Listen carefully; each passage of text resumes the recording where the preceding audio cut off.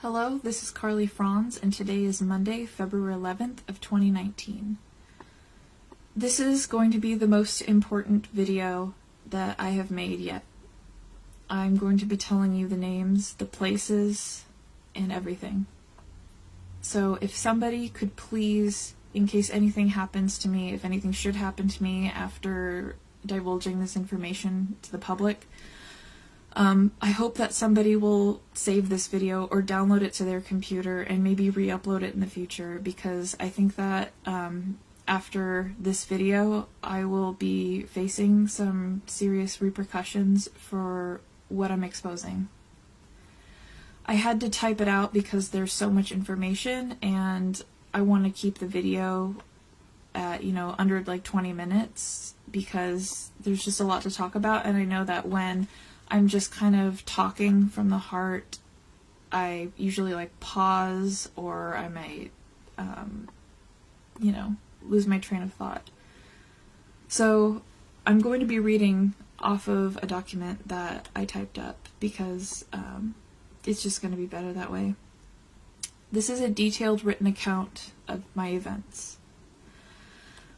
These repressed memories surfaced in mid-August of 2018 through January of 2019, over 2 decades after the abuses took place. My parents, Carl Walter Franz and Holly Marie Johnson, got married in 1989, and I was born in 1990. My father's father, so my grandfather, Hilmar Franz, purchased a home in La Mesa, California for my parents to live in. However, the title was never given to them. It was always kept in my grandfather's name, albeit the house is currently in a living trust, cryptically named the Franz Survivors Trust. My parents divorced in 1992, and while my father continues and still does, he lives in this house, my mother moved out to live with her sister Shelley and brother-in-law Charles in neighboring Spring Valley, California, in a house on Bancroft View Drive. My parents had joint custody of me, with my mother being the primary custodian. In June of 1996, during my last week of kindergarten, on a Thursday, while I was in the care of Shelley and Charles, as my mother was on a work trip, I was taken from the Spring Valley house, abducted in a van and under the darkness of early morning by my father's great-uncle, so my grandfather's brother, Dieter Franz. Dieter's wife, Lindy Franz, who is in the Eastern Star cult, my father's father, so my grandfather, Hilmar Franz, and his wife, Jean Franz. She's dead now. And they were all in the van. My grandfather's brother, so Dieter Franz, was the person who came into the house to take me. My mother's brother-in-law, my Uncle Charles, was there, and he tried to stop Dieter from taking me. They got into a physical scuffle, and Dieter threatened Charles' life by telling him that he would kill him. He had a gun if he didn't step aside and let me be taken. Charles did not have a gun. My Aunt Shelley was sitting on the staircase witnessing this. Their bedroom was upstairs and mine was downstairs. I remember Dieter wearing a leather jacket, hat, and gloves as he carried me out of the house in Spring Valley, out the front door. Charles held the door open with a look of shame and sadness on his face that he tried to somewhat hide behind the door. I was taken in the van to my great-uncle's house in Los Alamitos, California, which is in Orange County. And I remember my grandfather Hilmar and his brother Dieter arguing in German in front of me outside of the door to Dieter's home garage. I believe that my grandfather was trying to stop Dieter from what he was about to do. Dieter was wearing a Nazi officer's hat and shorts and a shirt. My grandfather, Hilmar, closed the side door to the garage as Dieter was shoving me into the back seat of his car, a gold Cadillac with Master Mason's license plates, which was parked in the garage. Dieter sat on the back seat and told me to take my clothes off. I refused and began crying. He grabbed me, took off my underwear, and pulled me onto his lap, to which his penis was exposed. I fought him as he was raping me, and he eventually let go of me. I urinated in his car, which infuriated him, and then he shoved me out of it. I was then taken into the house where there was porn being played in the living room. There was a little girl there that appeared to be around my age, and she was naked. I was told to sit on the couch and to not go anywhere. I could hear another child being abused in one of the bedrooms down the hall. I tried to talk to this little girl, but she didn't understand English, and she was not white. She was tan and had black hair. We were ordered to drink juice boxes in this living room, which were laced with some kind of sedative. After consuming the juice boxes, we were taken down the hallway that branched into bedrooms. In one bedroom to the right side, I saw my grandmother Jean sitting on a bed in her underwear, and she had a look of disgust and sadness about her. Dieter took me and this little girl into a bedroom on the left side and closed the door.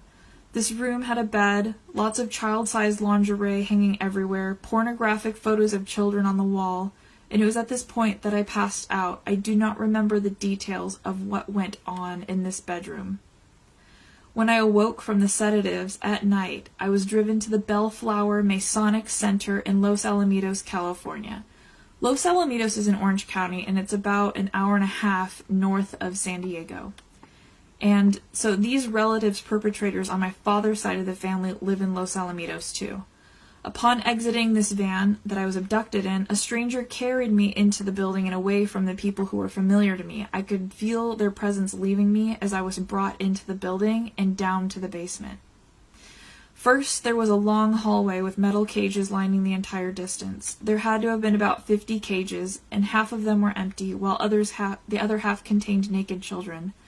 I was first brought into an all-pink room with a satanic star on the wall, where about 15 to 20 of the Eastern Star cult women rubbed me and molested me while love-bombing me with sayings like, "You're so lucky to be chosen."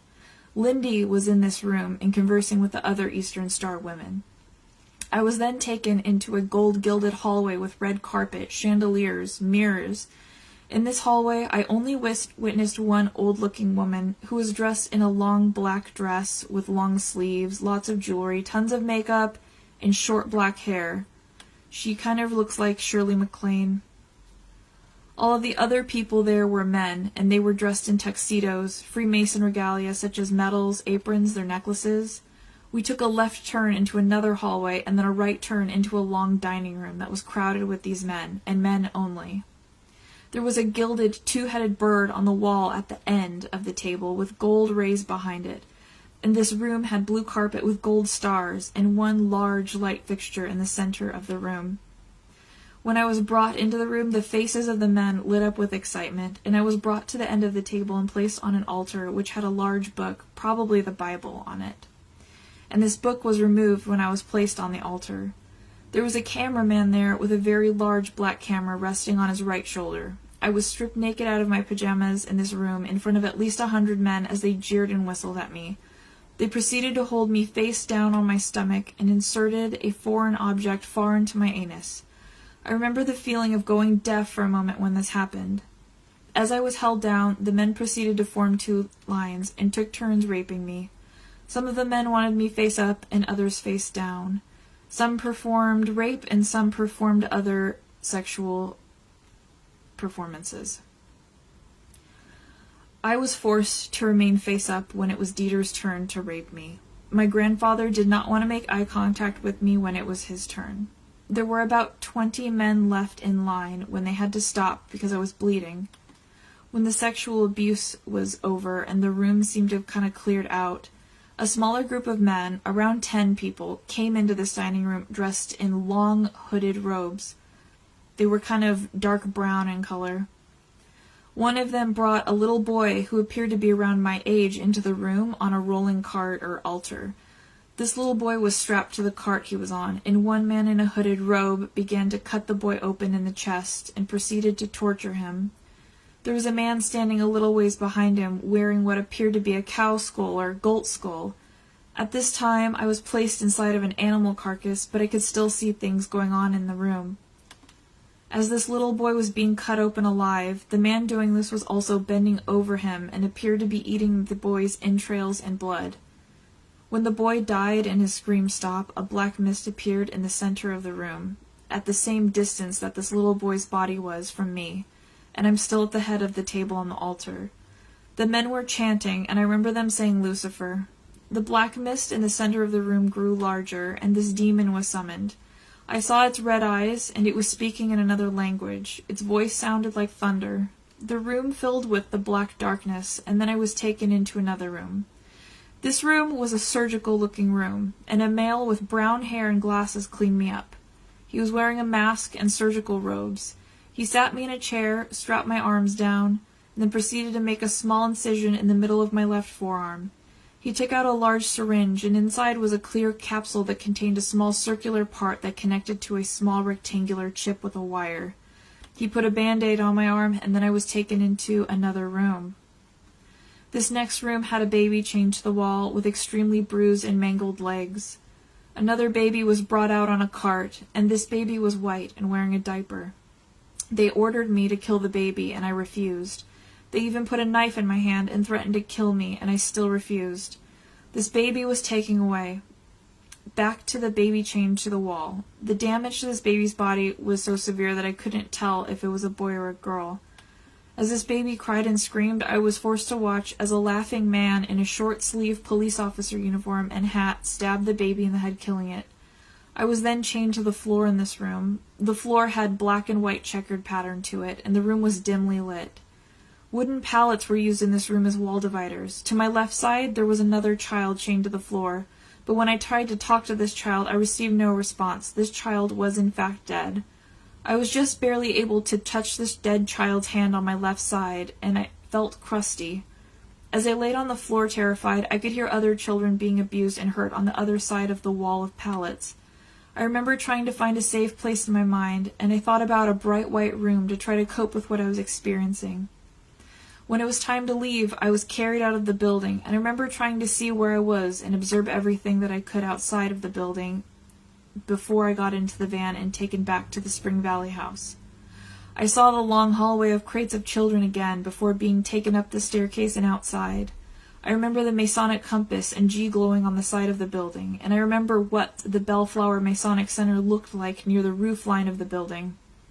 The car ride back to Spring Valley was quiet, and there were about 7 police officers at the house when I returned. 2 officers took me to my room and threw me down on my bed. They stood at my door and threatened me that if I were to ever speak out, I would be killed along with everyone that I loved. I was so tired and afraid, I cried myself to sleep. The next morning when I woke up, my Uncle Charles came to my room, and it looked like he had been crying. He asked me to keep this a secret and never talk about it. Sorry. I was dressed in a long-sleeve corduroy dress and leggings before being taken to school. When I arrived at school, several kids came running to me, asking him if I was okay. What happened to me? The kids said that I was on the news.